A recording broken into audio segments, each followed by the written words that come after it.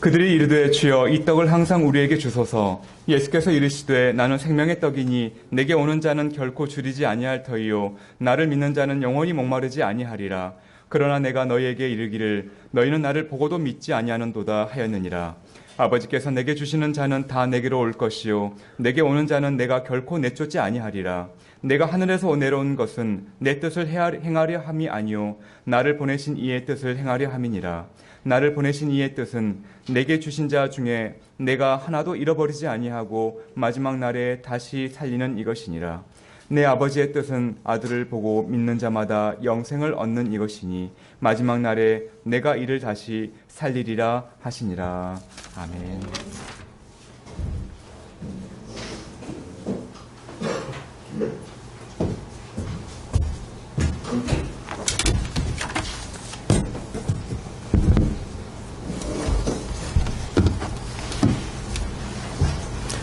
네, 오늘은 성탄절인데요. 날씨가 매우 춥습니다. 늘 건강 조심하시고. 그래도 시작하기 전에 인사 나누시죠. 메리 크리스마스. 네네. 메리 크리스마스.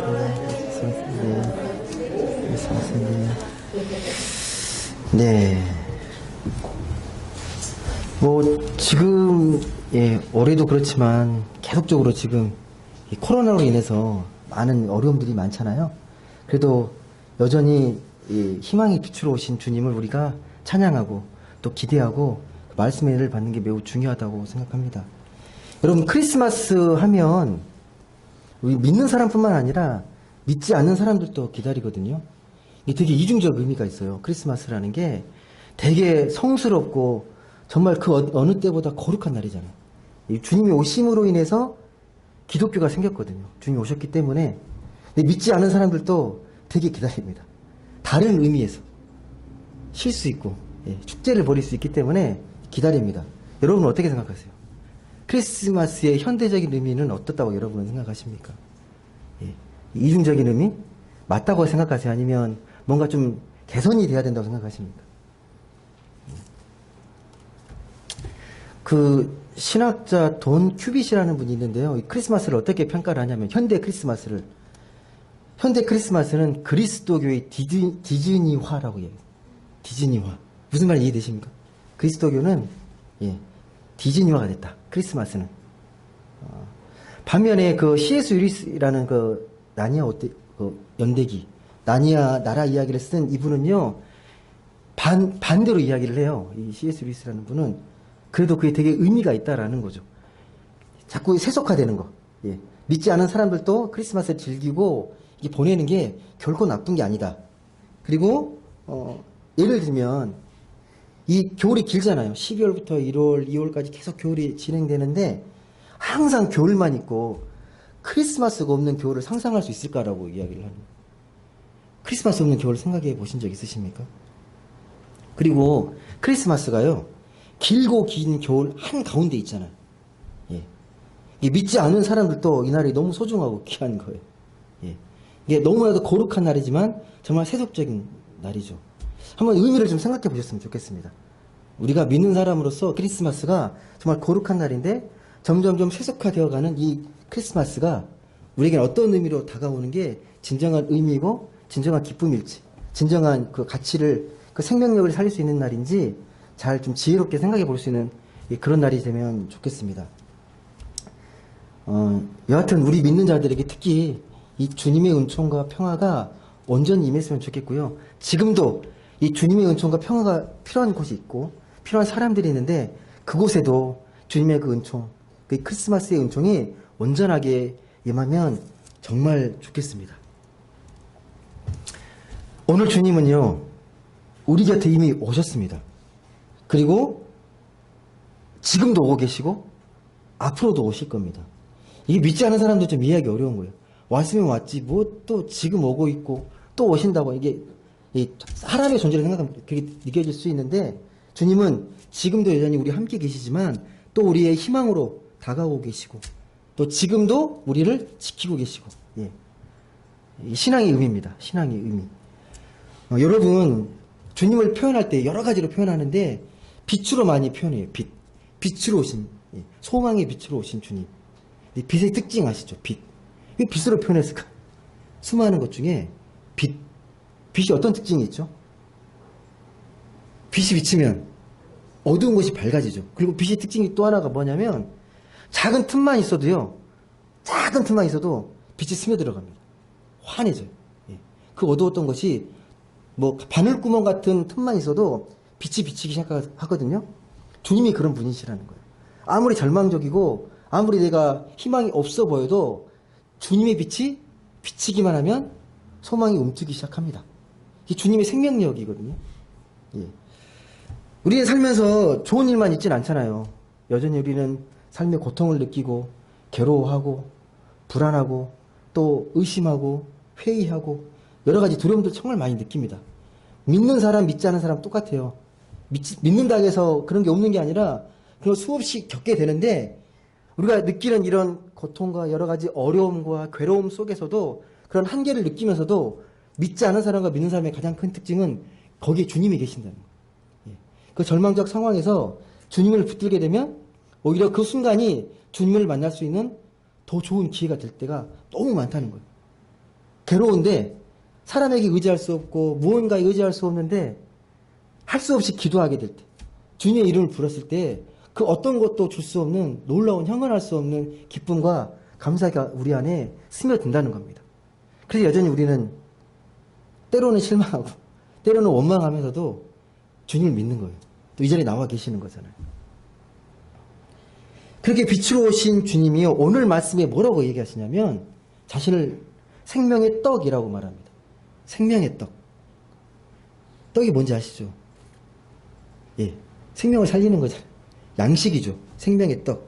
예. 근데 그 생명의 떡이 하늘에서 내려와서 세상에 생명을 준다고 그렇게 이야기합니다. 한번 같이 보시겠습니까? 요한복음 6장 33절 말씀입니다.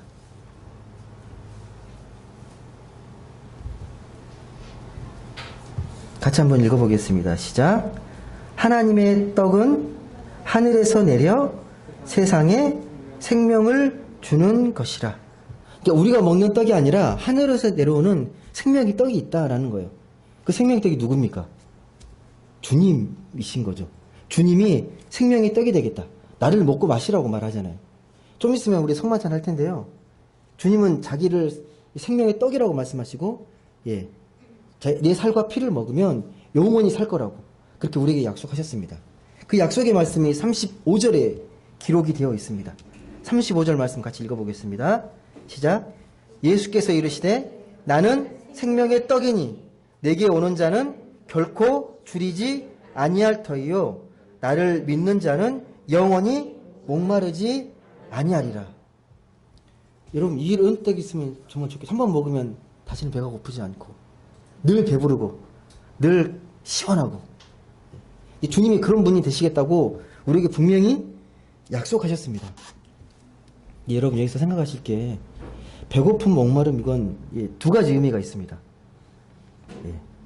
여러분이 잘 아시는 대로 진짜 배고픈 게 있어요. 정말 가난해서 먹을 게 없어서 그 배고픔을 느낄 때가 있습니다.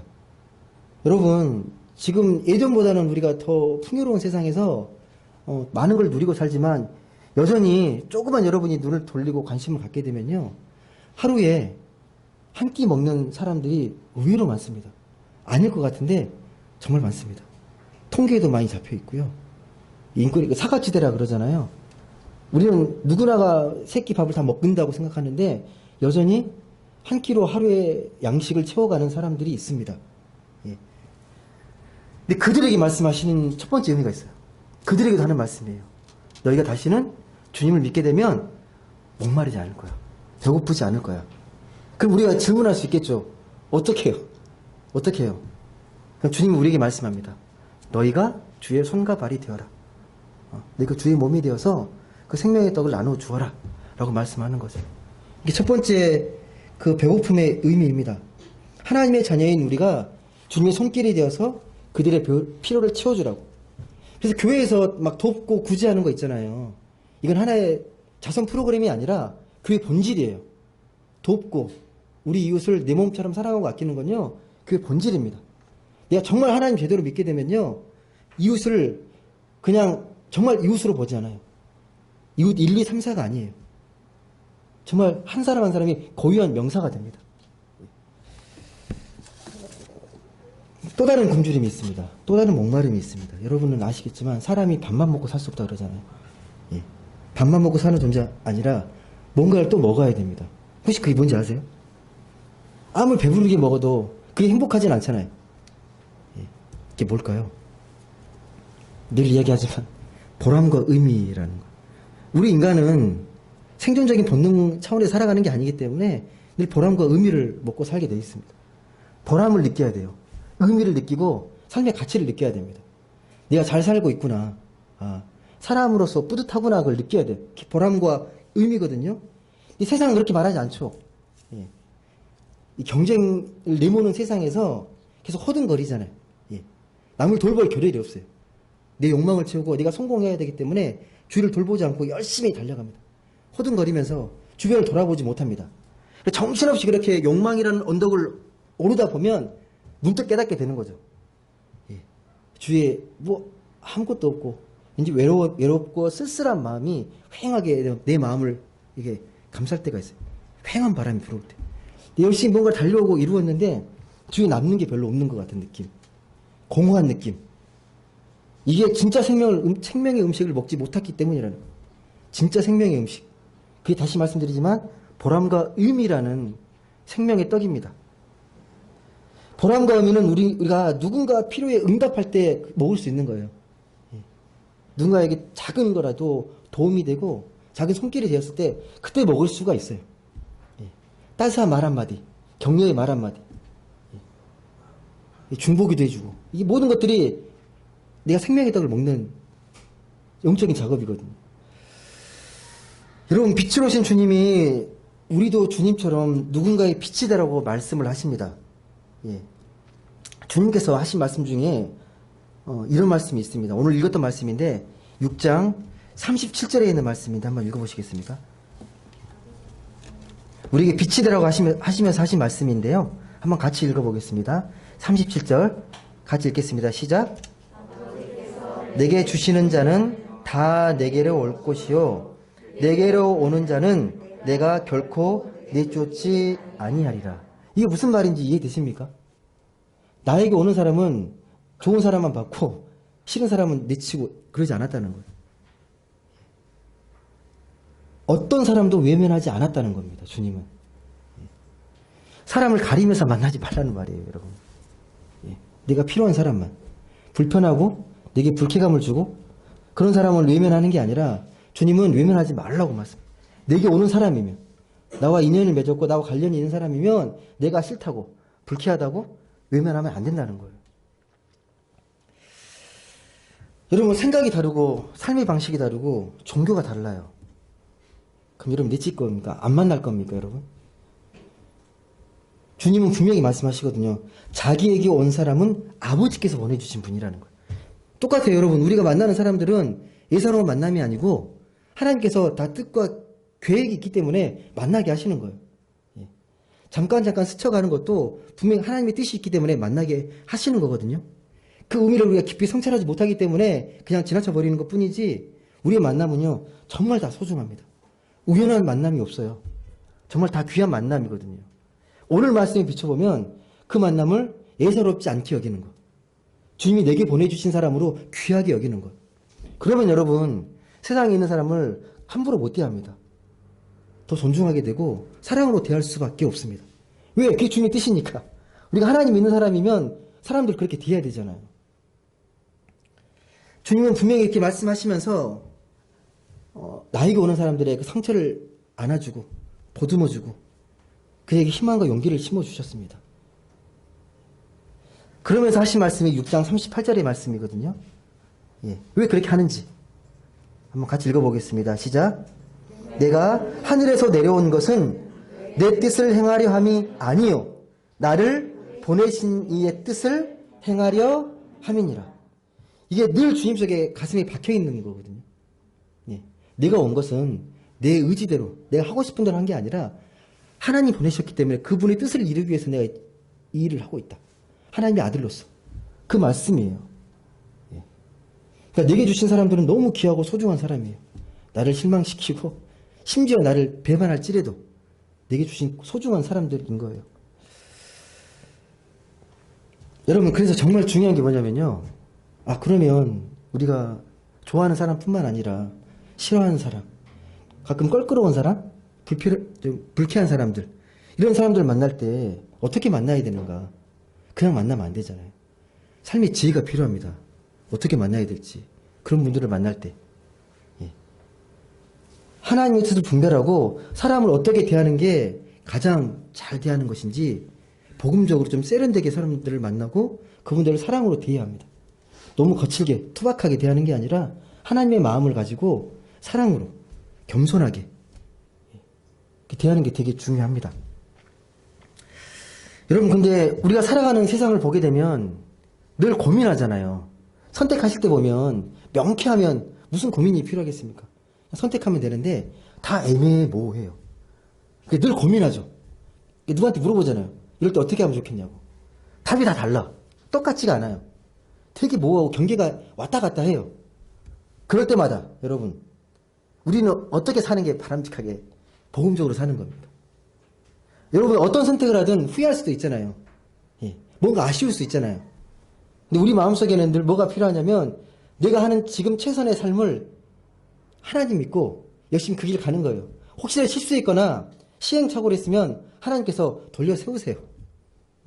절대 사망의 음침한 골짜기에 빠질 때까지 내비로 두지 않으십니다. 다만 내가 기도하고 신중한 마음으로 뭔가를 선택했으면 그 길을 하나님께서 동행하시리라 믿고 그 길을 끝까지 걸어가는 게 매우 중요합니다. 그러면서 이 주님의 소명을 이야기하십니다. 그 6장 39절에 나와 있는데요. 한번 같이 읽어보겠습니다. 6장 39절 말씀 같이 읽어보겠습니다. 시작. 나를 보내신 이의 뜻은 내게 주신 자 중에 내가 하나도 잃어버리지 아니하고 마지막 날에 다시 살리는 이것이니라. 정확하죠? 네. 내게 오는 사람 한 명도 잃지 않고 그들 다 구원시키는 거예요. 내게 오는 사람들. 내게 오는 사람은 놓치지 않겠다는 거예요. 이게 주님의 마음입니다. 이런 마음을 품고 산다면 아까 다시 말씀드리지만 우리는 사람들을 함부로 대할 수 없습니다. 좀 더 아끼게 되고 좀 더 존중하게 되고 사랑으로 대하게 됩니다. 그래서 이분들이 그 마음의 변화를 느껴서 하나님의 사랑의 신비를 느낄 수 있기를 그런 마음으로 사람들을 대하고 사랑을 나누게 됩니다. 그게 우리가 주님처럼 살아가는 길이고 우리의 소명입니다. 여러분, 오늘 성탄절인데요. 좀 평범하지만 좀 아름다운 이야기를 하나 들려드릴게요. 제가 그 읽었던 책 중에 그 로빈 윌 키머라 향모를 따르며라는 책인데 성탄절에 대한 일화가 나와 있거든요. 되게 우리에게 많은 울림을 주는 이야기여서 잠깐 소개해 드리려고 합니다. 이 주인공이 누구냐면 로빈 윌 키머라는 생태학자예요. 근데 이분이 어린 시절에 그의 고향을 떠나서 켄터키로 이사를 합니다. 켄터키. 거기 이웃들이 다 가난했대요. 그러니까 그 샷건 하우스? 이게 판자촌 같은 집인데 이제 거기로 이사를 한 거죠. 근데 그 옆집에 늙은 이웃 여인이 살았는데 헤이즐 바넷이라고 그 이웃이 옆에 살고 있었던 거예요. 근데 그 이웃이 그 로빈에게 찾아와가지고 이런 말을 하는 겁니다. 밤에 당신네 그 집에 불 켜져 있어서 너무 좋다고. 이웃이 있다는 생각이 들어 너무 좋다고 그렇게 와서 다가가는 거예요. 그대로 이제 친해진 거죠. 이 두 가정이 뭐 살아온 이야기, 뭐 세상을 미리 떠난 뭐 남편 이야기 하면서 되게 많이 친해졌어요. 그러다가 알게 된 게 뭐였냐면 이 옆집에 살고 있는 이 늙은 여인인 이 헤이즐이 몇 해 전에 성탄 전날에 아들 세밀이라고 있는데 심장 발작을 일으켜가지고 치료차 여기로 온 거예요. 집을 두고 여기로 온 거예요. 근데 늘 그 집이 너무 추억이 많고 사랑이 많아서 늘 돌아가고 싶어요. 옛날의 추억이 너무 그리운 거예요. 이야기하다가 한번 가보고 싶은데 차가 없으니까 가지를 못하는 거예요. 그게 너무 딱해가지고 이 로빈의 엄마가 이 여인을 데리고 한번 집에 데려가요. 뭐 차를 태워가지고 집에 가봤더니 몇 해 동안 집이 비어있으니까 휑하잖아요. 근데 곳곳에 그 헤이즐이라는 여인의 추억과 사랑이 막 가득가득 담겨있는 거예요. 사진이며 물건 같은 게 다 느껴져요. 고스란히. 이렇게 돌아왔습니다. 그러다가 이제 그에 이제 겨울이 깊어가는데 또 한참 또 만나서 이야기하고 하다가 그 헤이즐이 매우 슬퍼하는 느낌이 있어서 뭐 때문에 이렇게 고민하고 슬퍼하냐고 그랬더니 자기에게 지금 소망이 하나 있는데 예전처럼 그 자기 집에서 성탄절을 이웃들과 초대해서 풍성하게 음식 대접하고 그런 시간을 좀 보냈으면 좋겠다고 그런 걸 한탄하는 거예요. 그러지 못하는 거에 대한 쓸쓸하게 또 크리스마스를 보내야 한다는 거에 대한 한탄이 있는 거예요. 근데 그 말 들으니까 이제 로빈 엄마가 또 마음이 듣고 그냥 지나칠 수가 없잖아요. 어떻게든 돕고 싶은 마음이 강렬해져가지고 이제 생각을 한 거죠. 결단해가지고 한번 비밀스러운 성탄절 축제를 해보자. 그래가지고 이 엄마가 그 집에 그 동네에 전기회사에 전화를 했어요. 며칠만 전기 좀 넣어달라고 그 집에. 그리고 이미 물이 끊겼잖아요. 그래가지고 차로 물을 실어가지고 집안을 깨끗하게 청소하는 거예요. 청소하고 성탄 트리도 하고 이쁜 저기 테이블도 만들고 그리고 이제 이 헤이즐 동네 이웃들 있잖아요. 이웃들을 위해서 손수 뭐라 그러죠? 손을 쓰는 글 손편지? 예, 손을 일일이 다 써가지고 초대장 다 보내고 그래서 이제 미리 초대한 거예요. 성탄절 점심 때 알리지 않고 헤이즐 여인에게. 그리고 이제 그날이 딱 돼가지고 이제 미리 어디 갈 데 있으니까 한번 저랑 같이 가시자고 그렇게 이제 그 옛날 집으로 데려가는 거죠. 들어오는 순간 미리 벽난로에 불도 피고 트리에 불도 밝히고 다 준비를 해놓은 거예요. 딱 집 앞에 들어오니까 성탄절 분위기랑 이웃들이 다 앉아 있으니까 너무 기뻐가지고 감동이 너무 감동이 벅차가지고 이제 눈물을 펑펑 흘리고 너무 감사하다고. 그때 이제 로빈 아빠랑 언니가 이제 크리스마스 캐롤을 이제 연주를 막 합니다. 예. 그러면서 로빈이 기억하는 가장 아름다운 성탄절 그 이야기예요. 여러분 평범한 이야기일 수 있습니다. 특별한 이야기 아닐 수도 있어요. 근데 우리가 뭐 지구를 살리고 예, 지구 평화를 지키는 그런 게 아니라 여러분이 할 수 있는 그 작은 것 하나로 얼마든지 이웃을 기쁘게 할 수 있고 그 이웃뿐만 아니라 함께하는 사람도 그 기쁨이 차고 넘치게 됩니다. 그 작은 것, 예, 그 마음과 정성과 사랑을 담아서 그렇게 했을 때 에밀리 디킨스라는 시인인데요. 제가 한번 그 내용이 담겨있는 시인데 한번 제가 읽어드릴게요. 예. 한 가슴에 난 상처를 치료해 줄 수 있다면 나는 헛되이 산 것이 아니리라.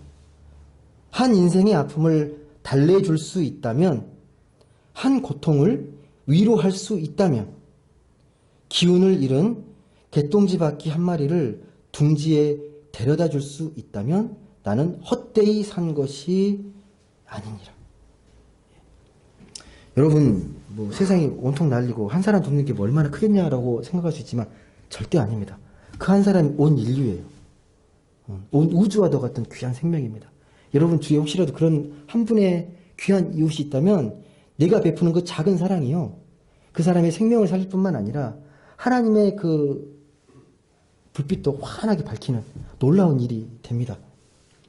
여러분 아까 제가 이야기 드렸던 로빈의 가족이 한 일, 헤이즐에게 큰 기쁨과 감동의 순간이지만 그 성탄 축제에 참여한 모든 사람들의 가슴에도 가장 아름다운 성탄절이 됐을 거예요.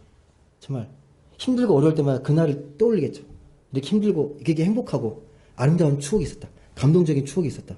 또 그 힘으로 또 살아갈 수 있는 힘을 얻게 되잖아요. 여러분 우리는 마찬가지예요. 그러한 기억을 안고 이 고단한 세상을 통과해 나갑니다. 그런 기억들이 우리의 어두운 내면을 밝히는 빛이 되는 거예요. 그런 빛이 하나하나 조금씩 쌓여갈 때 우리도 마침내 빛의 사람이 될 수 있습니다. 그 빛이 우리 삶의 보팀목이 되어서 어두울 때 우리를 따스하게 밝혀줄 겁니다. 말씀을 맺습니다.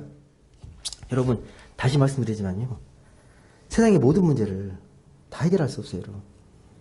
하지만 우리 주변에 있는 그 어둠은 내게 있는 빛을 밝힘으로 인해서 얼마든지 밝힐 수 있습니다. 조금씩. 여전히 세상을 보면 뭐 TV나 뉴스를 보게 되면 되게 스트레스가 올라가고 기분도 안 좋아지고 막 부당하고 불평등하고 불공정하고 그런 세상으로 느껴지지만 그런 세상이 우리를 불안하게 만들고 우리를 자꾸 어둠 속에 가두려고 하지만 어둠은 결코 빛을 이길 수 없습니다. 사랑의 작은 몸짓, 실천이 우리의 세상을 움직이고 하나님의 나라를 움직입니다. 여러분, 빛으로 오신 주님은 지금도 우리가 주의 몸이 되어서 이 세상에 살길 원합니다. 주님의 마음이 머무는 곳에 우리의 마음도 머물고 주의 눈길이 닿는 곳에 우리의 눈길도 닿고 주의 발길이 닿는 곳에 우리의 발길도 꼭 닿기를 소망합니다. 그렇게 우리에게 사랑과 희망의 빛으로 오신 주님과 행복하게 동행하면서 세상이 줄 수 없는 참 기쁨, 평화를 누리는 그런 복된 성탄절 되시길 주님의 이름으로 간절히 소망합니다.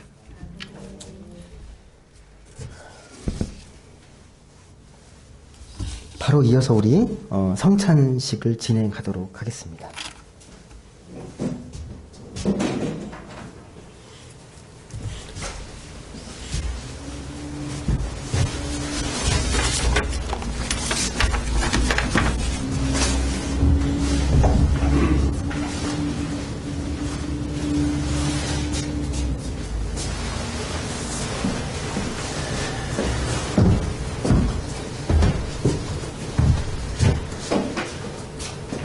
사랑하는 여러분, 이 성찬은요 그리스도를 기념하는 예식입니다. 주님은 우리를 죄와 죽음에서 구원하시기 위해 이 땅에 오셨습니다. 오늘 성탄절을 맞아서 이 성찬이 우리를 위해 낮고 낮은 모습으로 오신 주님의 탄생을 축하하며 또 구원의 감격을 회복하는 그런 뜻깊은 성찬 예식이 되면 정말 좋겠습니다. 이 시간 주님은 당신을 믿고 따르는 모든 사람을 이 귀한 성찬에 초대하고 계십니다. 주님께서 이 귀한 성찬에 우리를 초대해 주셨으니 우리는 마음과 정성을 다해서 은혜와 사랑이 담긴 이 복된 성찬에 기쁘고 감사의 마음으로 참여하시기를 권면드립니다. 성찬과 관련된 제정의 말씀을 제가 읽어드리겠습니다.